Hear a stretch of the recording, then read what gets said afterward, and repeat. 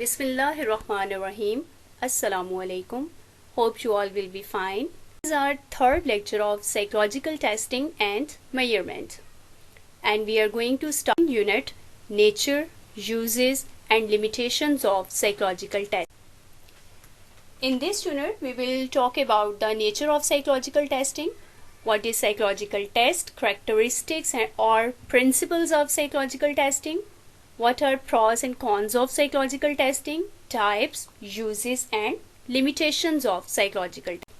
Psychological testing. Psychological testing can provide valuable insight into people's behaviors and mental abilities. There is an image in front of you. What you are seeing in it? Someone is seeing a vase and others are seeing two faces. This is your personality. That are you focusing on background or front surface of this picture? This is your perception based on personality or psychological abilities. So, in short, we can say that psychological testing used to assess the cognitive and emotional functioning of an individual. Psychological testing is a basically set of items. Such set of items which helps to measure characteristics of human beings and to observe overt or covert behavior of an individual. Here is a new term for you, overt or covert behavior. Overt behavior is that behavior which is observable and covert behavior is that which is not observable. For example, observable behavior is your actions like talking, running, any kind of performance like your actions. ठीक है, आप चलते हैं, आप बात करते हैं, उसका कोई मीनिंग होगा, आपके जेस्चर्स जो आप एक्सप्रेस, जो परफॉर्मेंस, आपके एक्शन, आपके वर्ब से रिलेट करता है, this is your overt behaviour. And covert behaviour आपकी feelings, attitudes, thinking, imagination, perception and reasoning. What you are thinking, what you are perceiving, how you are feelings, no one can understand it. आप क्या सोच रहे हैं, आपके mind में इस वक्त क्या चल रहा है, आप की थिंकिंग क्या है, आपकी फीलिंग्स क्या है, आप इमेजिनेशन आपकी क्या है, कोई सेकंड पर्सन उसको जज नहीं कर सकता. And psychological testing is by nature a kind of assessment which gather and integrate psychological data for psychological evaluation. हमने अपने लास्ट यूनिट्स में भी डिस्कस किया this kind of assessment which helps to assess the IQ level. हम personality को check करने के लिए projective and non projective techniques use करते हैं. TAT को हमने डिस्कस किया, रोशा को डिस्कस किया, हमने IQ टेस्ट में बीने साइमन के रोल को डिस्कस किया, हमने स्केल्स डिस्कस किए, वेज और विस्क को किया. ये सारी चीज़ें क्या हैं? दीज आर ऑल असेसमेंट्स जो एक डाटा कलेक्ट करती हैं और उसकी बेस पर फिर असेसमेंट करते हैं और इवेलुएट करते हैं किसी की साइकोलॉजी को, उसकी पर्सनालिटी को, उसके IQ को with the help of psychological testing. Psychological testing is a standardised tool. यानी ये एक टूल है जो बहुत स्टैंडर्डाइज्ड है और स्टैंडर्डाइजेशन बेस करती है हमारे नॉर्म्स पर. ठीक है, सेट किए गए होते हैं. Tool is very helpful for an individual if you use it on a proper time and proper place. For example, knife is a tool and we use it in kitchen. This is very helpful for us. But if then we give this knife to children for play, so what happened? It is harmful for the children. यानी एक ही tool है लेकिन place wrong पर use हुआ, purpose wrong के लिए use हुआ, तो वो क्या होगा? वो हार्मफुल हो जाएगा. I should relate this to the topic. If you want to assess the IQ of an individual, तो हम क्या करेंगे? हम IQ टेस्ट ही एडमिनिस्टर करेंगे, उसकी पर्सनालिटी को चेक नहीं करेंगे. और अगर हम किसी की पर्सनालिटी को चेक करना चाह रहे हैं तो हम उस पर क्या पर्सनालिटी टेस्ट ही एडमिनिस्टर करेंगे, हम उसका IQ टेस्ट नहीं एडमिनिस्टर करेंगे.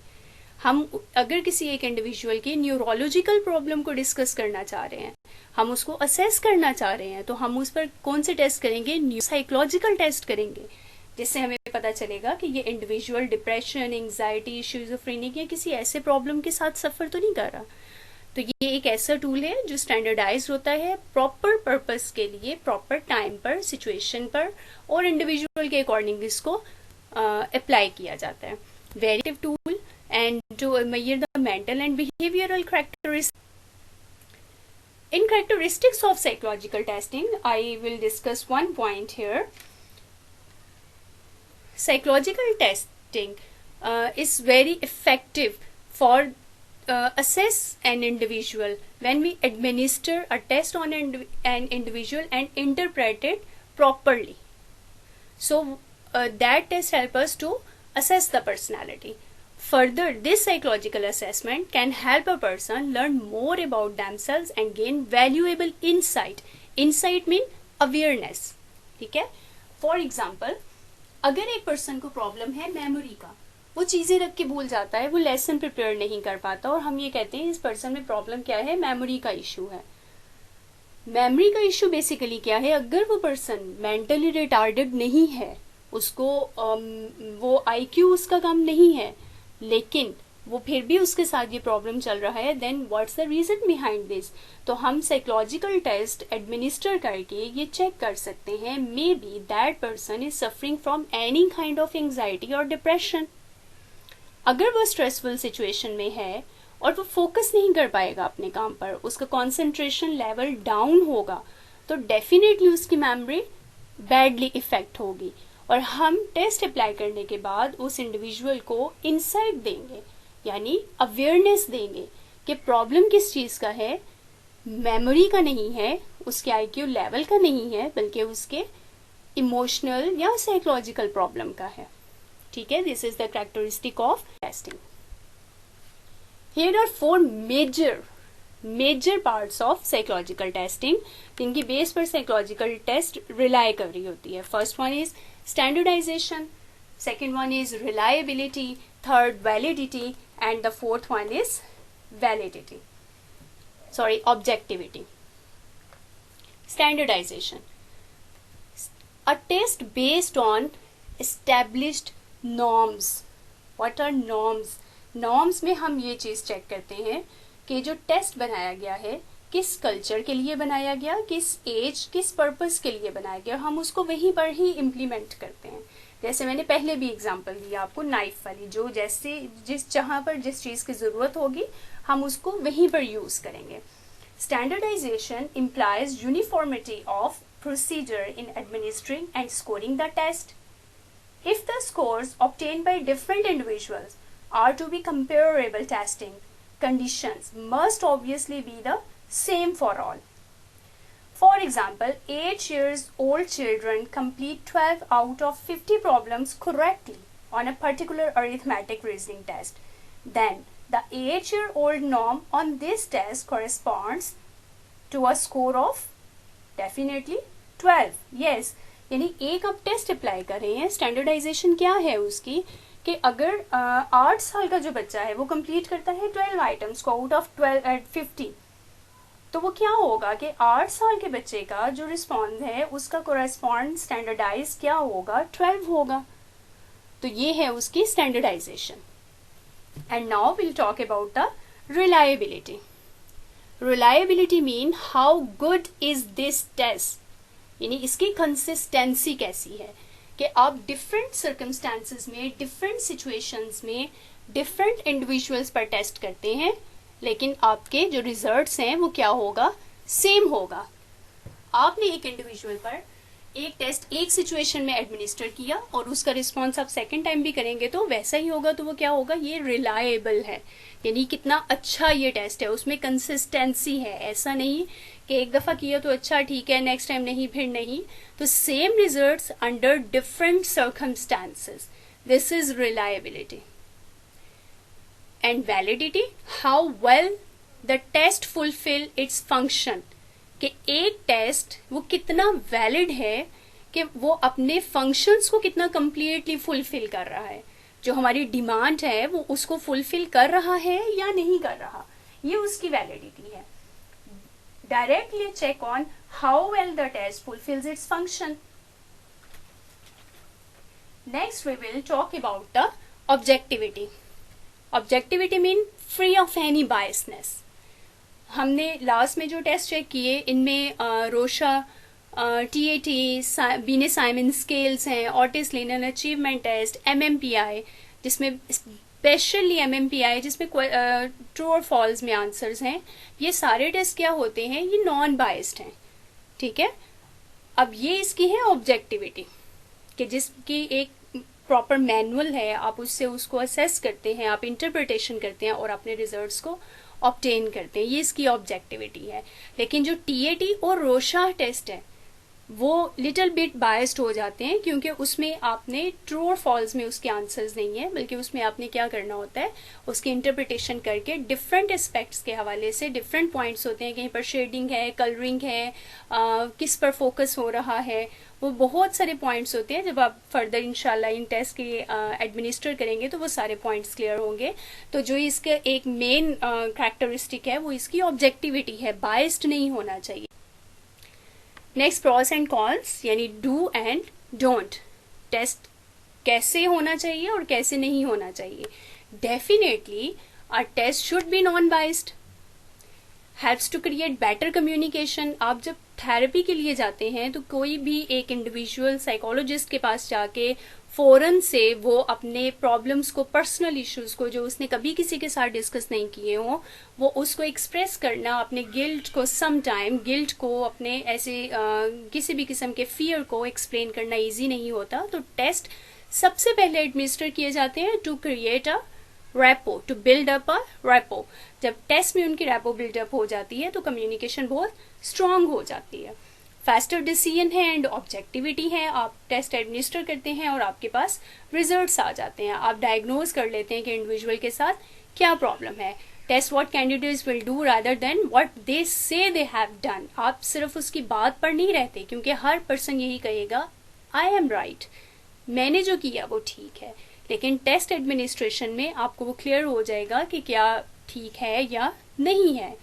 डोंट्स में क्या आएगा, use the wrong test in wrong situation, as I have discussed it before, and the next is this is very expensive. आप जब साइकोलॉजिकल टेस्ट 5 बैटरीज का अगर एक टेस्ट करते हैं तो वो क्या होगा, वो एक्सपेंसिव होगा। जैसे हमने इटसेल्फ में be biased like TAT and रोशा, आपके पर्सनल इंटरेस्ट भी उसमें किसी हद तक इंक्लूड हो जाता है जो नहीं होना। नेक्स्ट है types of psychological testing. Intelligence, personality, achievement, aptitude, vocational, neuropsychological, and direct observation. Intelligence test, WISC, WAIS, RSPM.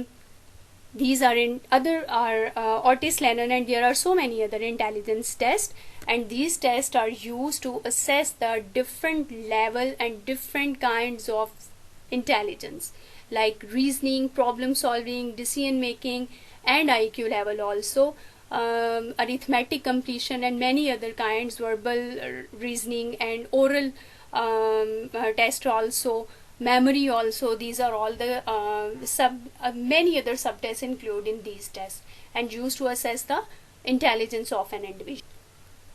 Personality test examples are TAT and Rorschach. TAT and Rorschach used to assess the personality of an individual, उनके conflict, उनका self image, self esteem, any complex, inferiority complex, relationship, obsessive compulsive problems, and sexual problems, relationship issues. These are all assessed by the personality test. Achievement test. Achievement test used to assess the achievement level, but for example ACT, American college testing, ये test जब बनाया गया था तो ये क्या था कि ये सिर्फ रिलेट कर रहा था अमेरिकन कॉलेज टेस्टिंग को, लेकिन इसमें फर्दर फिर चेंज किया गया और इसका नाम वही रखा ACT, but no stands for American college testing. ठीक है, इसको नाम वही रखा लेकिन यूज डिफरेंट अचीवमेंट को चेक करने के लिए किया जाने लगा। इसके लिए ये नहीं था कि आप सिर्फ इसमें अमेरिकन को ही चेक कर सकते हैं। और this test is use to evaluate learning, very important point, keep it in your mind. Achievement test use to evaluate learning, not skills. आप अचीवमेंट टेस्ट में सिर्फ उसकी लर्निंग को चेक करते हैं, उसकी स्किल्स को नहीं, जिसकी मोस्ट कॉमन एग्जाम्पल आपके स्कूल, कॉलेज, यूनिवर्सिटीज एग्जाम्स उसमें क्या होता है, आपकी अचीवमेंट, स्कोरिंग, उस पर फोकस होता है, स्किल्स पर तो नहीं होता, आप प्रैक्टिकली तो नहीं उसको उतना ज़्यादा कर रहे होते. तो these are based on achievement test. Next one is aptitude test. Scholastic aptitude test, scholastic assessment test. Now simply SAT. Same situation is that ACT वाली कि जब बनाया गया था तो उस नाम पर बनाया गया, लेकिन अब ये बेसिकली नाम अचीवमेंट टेस्ट सिर्फ अमेरिकन के लिए है और ना एप्टीट्यूड सिर्फ स्कॉलेस्टिक के लिए है. नाम वही है लेकिन इनका जो एब्रीविएशन है वो चेंज हो चुका हुआ है. वो नॉर्मली सिंपली SAT के लिए यूज करते हैं एप्टीट्यूड टेस्ट. और aptitude test don't focus on what a person has learned, मतलब लर्निंग पर फोकस नहीं करता, but whether or not they will likely be successful learning a skill. Measure students potential और एबिलिटी टू लर्न. फोकस किया जाता है कि एक स्टूडेंट में, एक इंडिविजुअल में कितनी एबिलिटी है उस चीज को लर्न करने के लिए. यानी बिफोर एडमिशन जो टेस्ट किया जाता है कि इस पर्सन में एबिलिटी है इसको करने की या नहीं, तो वो aptitude. Next one is vocational assessment. This is based on interviews, observations, written tests, performance test according to the situation. This is also used for to obtain a job. Neuropsychological test. Psychologists use these tests to assess or to diagnose a person and for treatment. Back depression inventory back ने introduce करवाई थी, जिसमें questions हैं, हाँ या ना में जवाब है उसका, और वो असेस करने के लिए है कि एक पर्सन डिप्रेशन के साथ सफ़र कर रहा है या नहीं. इसी तरह से एंग्जाइटी इन्वेंट्री, एंग्जाइटी को असेस करने के लिए Bender visual motor gestalt test, hopelessness scale के नाउमीदी उसमें किस तरह से हो. इसी तरह से ऐसे बहुत से न्यूरोसाइकोलॉजिकल टेस्ट हैं जो असेस करने के लिए हैं किसी भी इंडिविजुअल के प्रॉब्लम को. Now our next point is uses of psychological testing. हम क्यों यूज़ करते हैं, कहाँ कहाँ यूज़ हो रहा है. ईजियर है to get information, clinical diagnosis में यूज़ होता है, साइकोलॉजिकल ट्रेड्स को असेस करने के लिए यूज़ किया जाता है, प्रिडिक्शन की जाती है इंडिविजुअल के फ्यूचर के बिहेवियर पर. ठीक है, कैसे की जाती है, हम एक टेस्ट एडमिनिस्टर करते हैं, हमें पता चल जाता है ये पर्सन OCD के साथ सफ़र करने के चांसेस हैं बड़े होकर या आगे जाकर. अगर अभी नहीं है तो फर्दर आगे जाके उसमें ये चांसेस हो सकते हैं. लाइक रोशा टेस्ट, अगर एक पर्सन एग्रेशन और कलर कार्ड्स पर, रेड कलर पर बहुत ज़्यादा फोकस करेगा तो इट्स मीन कि उस पर्सन में टेंडेंसी है शिज़ोफ्रेनिक की. तो ये कहाँ रिलेट करता है, उसके फ्यूचर के बिहेवियर के साथ. हम TAT एडमिनिस्टर करते हैं, वो माइन्यूट डिटेल्स पे जाता है और लंबे लंबे पेजेस की वो लंबी लंबी स्टोरीज बना देता है. किसकी तरफ प्रेडिक्शन है, वो प्रेडिक्शन है कि फ्यूचर में ये पर्सन OCD का पेशेंट हो सकता है अगर अभी नहीं है तो, right. And further used to measure and detect the abilities of a person, and used to measure individual differences, performance of a person on different times, assess intelligence, measure achievement level of an individual. achievement का test administer करेंगे तो achievement level को show करेगा. Individual differences पे हो सकता है कोई पर्सन प्रॉब्लम सॉल्विंग एबिलिटी बहुत अच्छी हो, डिसीजन मेकिंग पावर बहुत अच्छी हो, लेकिन इसी तरह से कोई पर्सन ऐसा हो सकता है जो देखने में बहुत नॉर्मल लगे लेकिन मे बी उसमें कोई पर्सनालिटी प्रॉब्लम हो, या कोई भी any kind of. Limitations of psychological testing. Many applicants feel anxious to perform the test. May be वो नर्वस हो जाए, पता नहीं क्या प्रिडिक्ट करेंगे, क्या रिजल्ट्स आएंगे. एटीट्यूड टूवर्ड टेस्टिंग, अगर आपका एटीट्यूड पॉजिटिव नहीं है, अगर साइकोलॉजिस्ट का भी एटीट्यूड पॉजिटिव नहीं है तो भी रिजल्ट इन्फ्लुएंस होता है डेफिनेटली. एथिकल इश्यूज, आप टेस्ट के रिस्पॉन्स को फैमिली के साथ, कोलीग्स के साथ अननेसेसरी कंडीशन में डिस्कस करते हैं तो डेफिनेटली ये एथिकल इश्यूज हैं, नहीं करना चाहिए. On very higher level court issues आ जाते हैं, तो ये सारी चीज़ें इसके लिए ये लिमिटेशंस हैं. टाइम कंज्यूमिंग है, एक टेस्ट आप इंडिविजुअली एक टेस्ट एडमिनिस्टर करते हैं ये काफ़ी टाइम टेकिंग है, एक्सपेंसिव है, पर टेस्ट की कॉस्ट है, required train person. Untrained person अगर टेस्ट अप्लाई करेगा तो रिजल्ट्स भी उसके पुअर आएंगे, लेकिन अगर ट्रेन पर्सन टेस्ट अप्लाई करेगा तो रिजल्ट्स उसके फ्रूटफुल होंगे. Scoring highly subjective like TAT रोशा and other projective techniques. जो प्रोजेक्टिव टेस्ट होते हैं वो डिटेल्ड होते हैं और उसमें सब्जेक्टिविटी इंक्लूड हो जाती है। अनस्ट्रक्चर्ड टेक्निक्स जिनके आंसर्स यस नो में नहीं है, वो अनस्ट्रक्चर्ड टेक्निक्स हैं, उसमें भी क्या होगा, प्रॉब्लम्स लिमिटेशंस में आ जाएंगी, वो रिजल्ट्स हमारे पास बहुत ज़्यादा वैलिड नहीं आ सकते। These are all the topics discussed in this lecture. If you have any question, then you can ask from me by my WhatsApp number or by email. Hope you got all these points of your second unit, nature, uses and limitations of psychological testing. Thank you. Allah Hafiz.